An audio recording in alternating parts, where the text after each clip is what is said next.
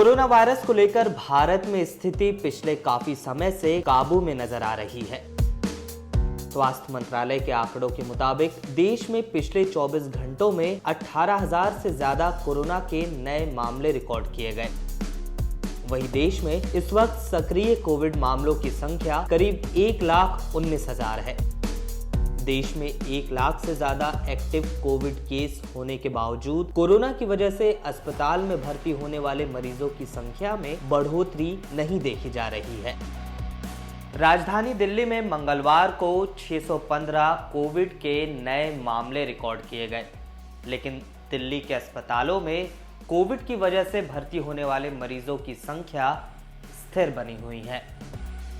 वहीं अगर कोविड टीकाकरण की बात करें तो देश में अब तक 198 करोड़ से ज्यादा कोविड टीके भी लगाए जा चुके हैं।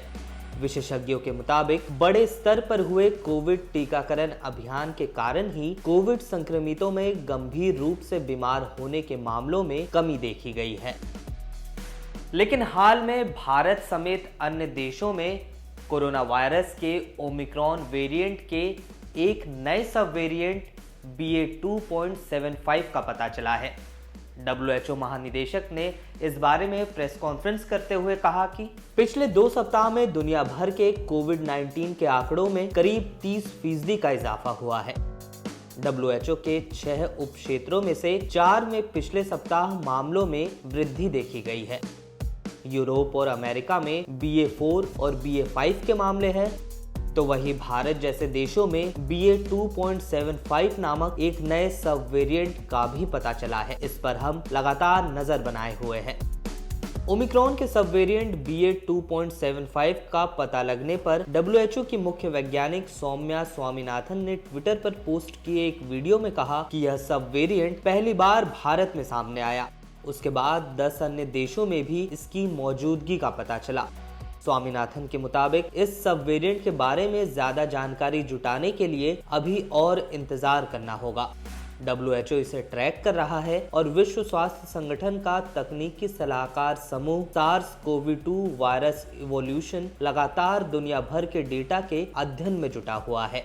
There's been an emergence of could be a subvariant. It's being not yet officially called, but some people are referring to it as BA.2.75. First reported from India and then from about 10 other countries. There are still limited sequences available to analyze, but this subvariant seems to have a few mutations on the receptor binding domain of the spike protein. So obviously that's a key part of the virus that attaches itself to the human receptor. So we have to watch that.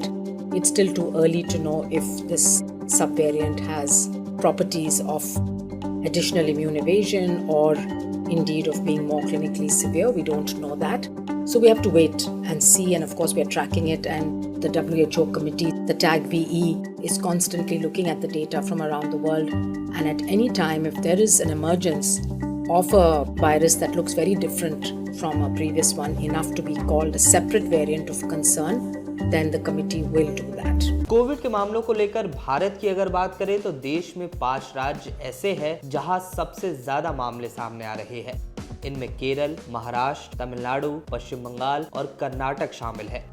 Maharashtra में पिछले दिन के मुकाबले नए संक्रमित मरीजों के आंकड़ों में 18% की बढ़ोतरी हुई है, जबकि पिछले 24 घंटे में महाराष्ट्र में कोविड की वजह से 7 लोगों को जान भी गंवानी पड़ी। कोरोना के शुरुआती दौर से लेकर अब तक महाराष्ट्र में 1,37,000 से ज्यादा मरीजों की मौत हो चुकी है। इस वीडियो में फिलहाल के लिए बस इतना ही। देश दुनिया की तमाम खबरों के लिए आप बने रहिए लोकमत हिंदी के साथ।